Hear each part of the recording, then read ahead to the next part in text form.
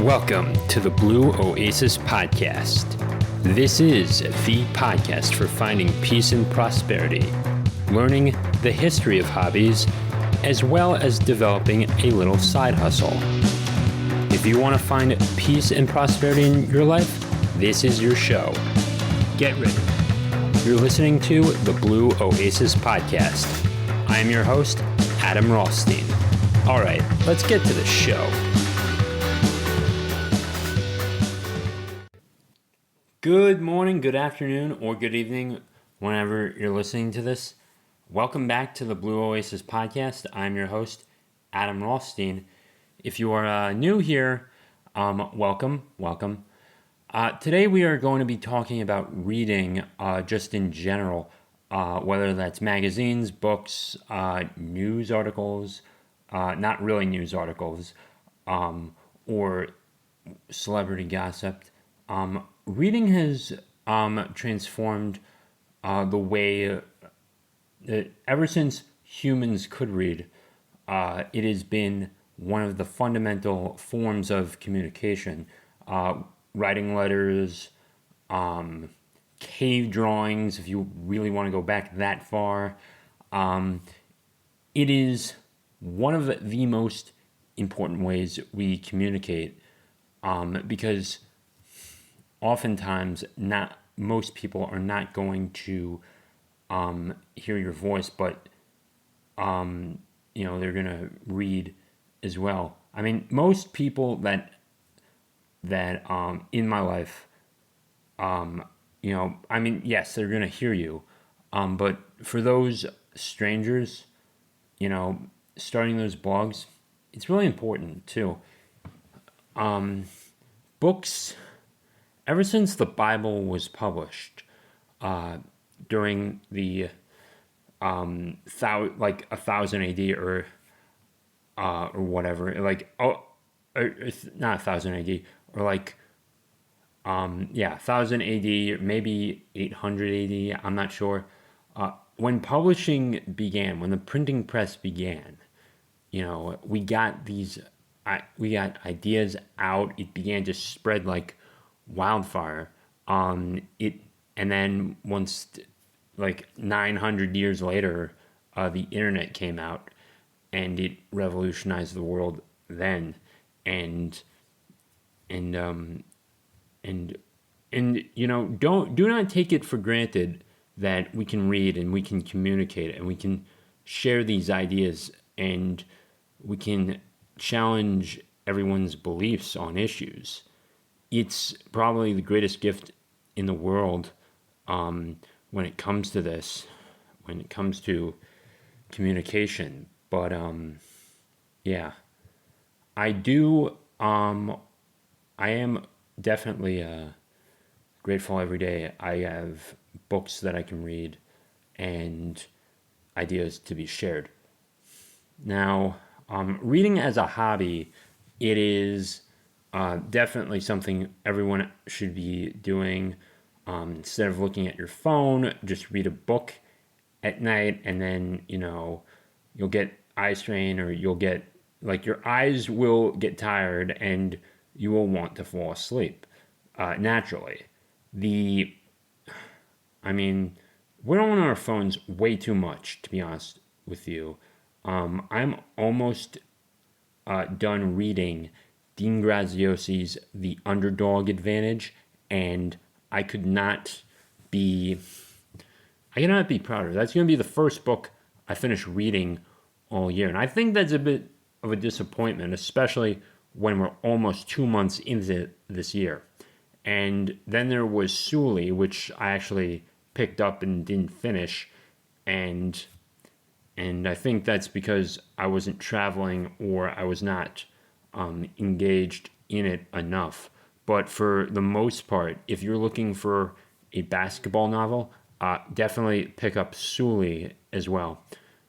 I'm debating what book I should get next as well after I'm done with Dean Graziosi. I'm thinking I'm gonna go to Barnes and Noble and just explore things, and and that's another topic I do want to get in on is bookstores. So this is a hobby podcast and a side hustle podcast, and I'm thinking, if you do want to make a physical bookstore, absolutely go for it, and make sure you are not going into debt, or at least too much debt when you do it, and you actually are able to pay off that debt, and you have a plan for it. That being said, there are so many small bookstores. I almost like and book cafes. It is a shame that we do not support them the way we do. Back when I was living in Gaithersburg, Maryland, there was this book cafe right across the street, and I'd get breakfast there. Never got a book there for whatever reason. I think it is a bit of a shame that we were not pushing for more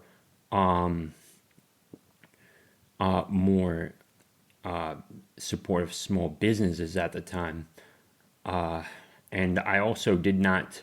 I should have taken care of some dry cleaning as well, and I could have just gone in and been like the only one. It's like, hey, I'm here, and I have a lot of business for you, and I would have been willing to pay like $30 for dry cleaning because I had a lot of dry cleaning, or maybe even go up to like 50 or even 100, and just give them business just to take care of that, and maybe that dry cleaners would have been able to hang on just a little longer.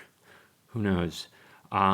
But yeah, it's definitely a great way to start a small business, great way to start a little restaurant as well, and then just surround yourself with books.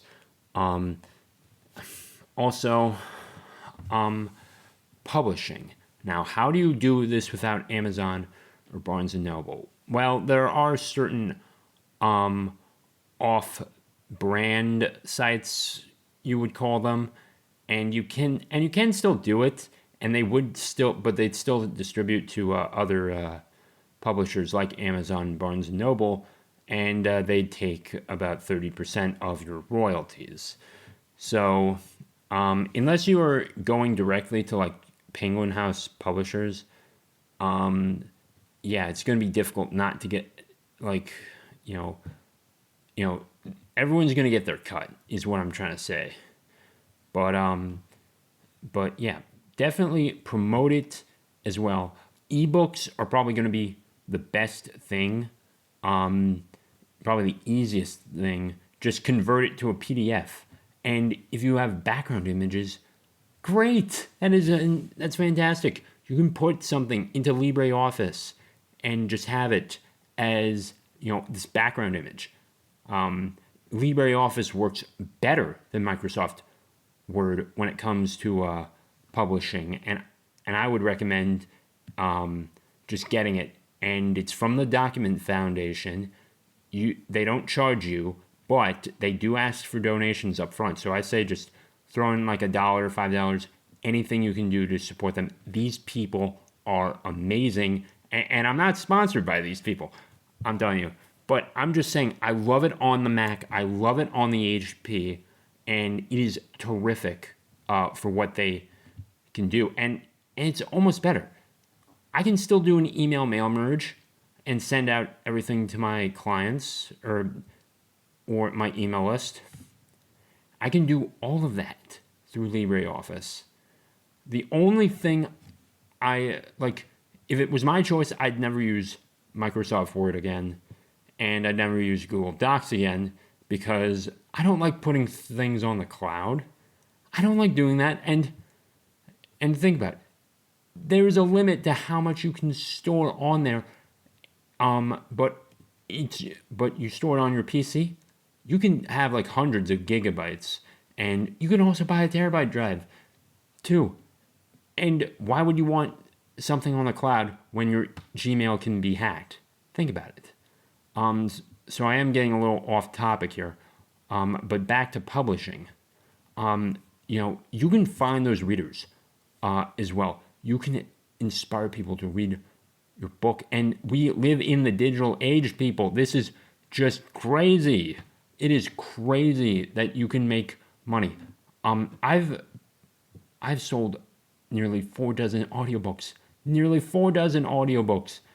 and just made a difference in someone's life because someone wanted to listen to them. It's terrific. It is terrific. It is the best thing you can do for yourself is to start this side hustle, and you probably have a story too. And if you're not into book publishing, that's okay. I would still always recommend that you have a book by you, and just because I know if you're listening to this podcast, there is something you want to learn. There is something that drives you, that makes you get up out of bed every morning. Like, just definitely take a listen to something. If with audiobooks as well, but also, but reading is probably more effective.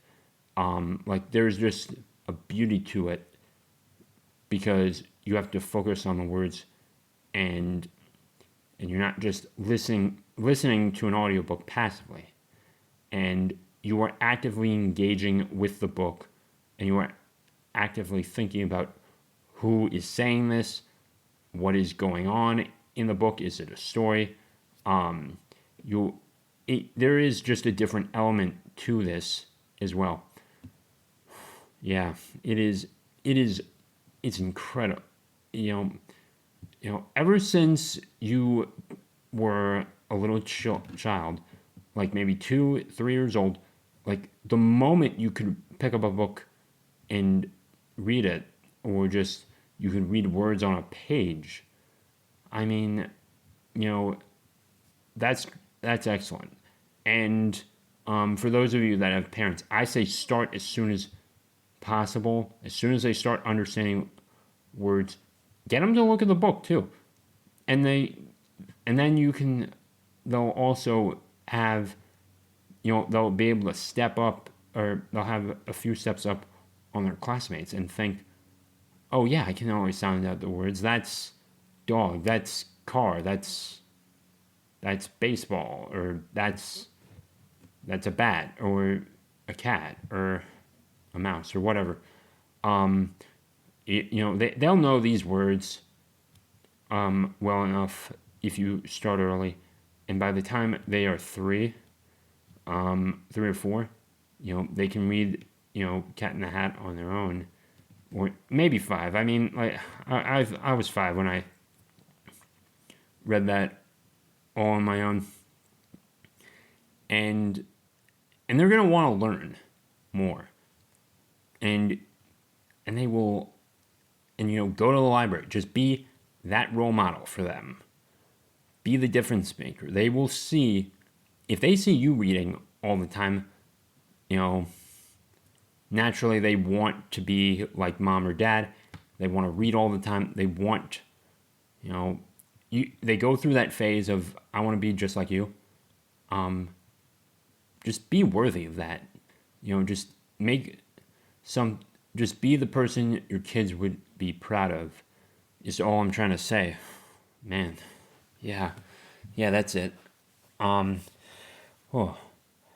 Every time I have to read something, I definitely sit down in a chair, either with my laptop or a book, and that's probably my comfort place.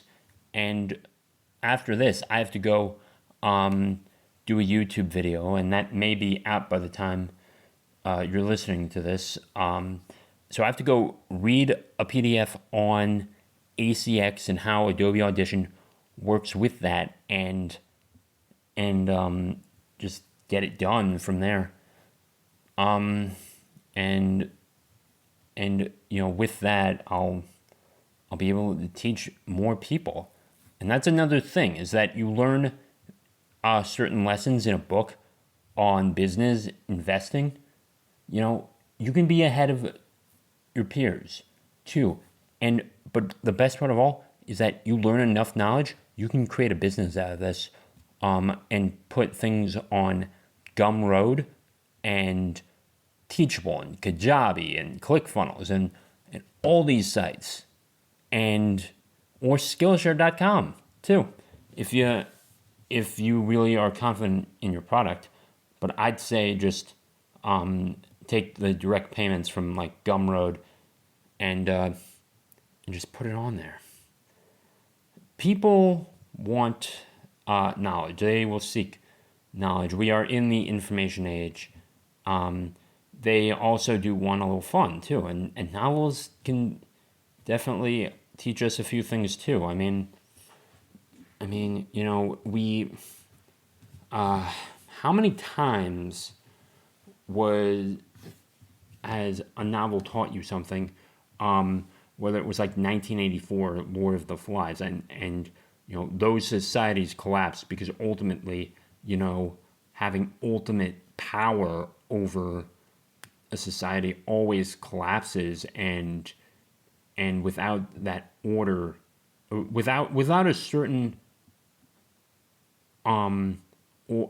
structure in place or something to prevent ultimate control of a society, it will devolve into authoritarianism as well, and that is something we need to avoid. So those are the lessons to take from Lord of the Flies in 1984. Don't let anything happen, and you can take those steps, and those novels were warnings, is what I'm trying to say. But all right, not to get too more political. I'm not even trying to think here. Investing. There's the book of Common Sense Investing, and that will, if you want to learn about mutual funds and ETFs, definitely check out that book as well, and you can really learn a lot about all this stuff and just get ahead, and you can retire well with that. I guess like model trains too, sewing, instructions or self-help books. Those are really popular now. One of my favorite self-help books is probably Jen Sincero's You Are a Bee. I'm not going to say it here on air because I am not putting the E for explicit on this podcast. Not happening. There was a previous episode where I did that, but not this one. There's also You Are a Bee at Making Money. So definitely some good side hustle opportunity. Pick up that book if you want to learn a little more. In terms of business, definitely reading a physical book can make a difference. I learned a lot of HTML, CSS, and JavaScript skills with books and actually getting some ideas down. I think I might actually program a game one of these days. I've got enough skill. I could probably do it. And then I think I would just be able to transfer the code onto an iOS script or something. Or like there's probably ways to translate that. So I mean, I'm definitely getting all my ideas out there today. And this is and writing a book or as well can help with that as get your ideas out as well. Journaling, reading over what you've written and like, for example, planning out your day or doing taking note of the tasks you need to do is really beneficial as well. And we also need to make sure that we're reading our schedules as well, which is why I recommend you also journal in addition to reading as well. Reading also grants us time away from our devices. We can sit out in nature, listen to the birds, sit down, have a cup of coffee, outside or indoors and just not care about anything. We can sit alone. There is a beauty to that. Just take some alone time and be with a good book and your favorite drink in hand, and you're gonna be, and it's probably the best thing ever. Like, I've been doing that a lot lately, and it is life changing. And I've just been a productivity master lately. Like, people in my network saying, Adam, you are killing it. That is definitely something that I am 100% proud of, and I do not know how I'm doing this. I worked 60 hours last week. Today's my day off, and it's actually Monday today, but you'll hear this on Wednesday. But I don't know what it is. I've just been like driving. I am going ham right now. Like, I'm just like running as fast as Ricky Henderson on the base paths, but mentally, I'm not nearly as fast. And I can't play professional baseball, so there's that. But the idea is I'm just motoring, with my side hustles. I am motoring. I'm getting this done. I'm putting this podcast episode out. I'm going back to YouTube videos, and it's incredible. And, reading, you're going to get ideas down as well. And when it came to The Goalie Kid, I actually did read a little bit of The Natural, the 1950s novel. And if you saw the 1980s movie, that's what it was based on. And it's sort of like a fictional professional baseball league. And they're like, oh yeah, I played semi-pro. It's like no one talks about that.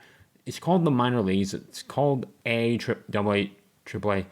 And I don't know if there were some certain copyright issues with the MLB at the time, but it just didn't. It worked out the way it did in the film, and they used real MLB cities like New York and Pittsburgh.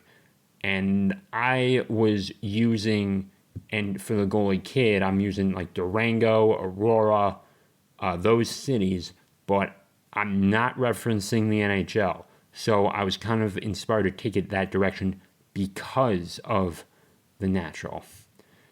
Oh man, that is something else.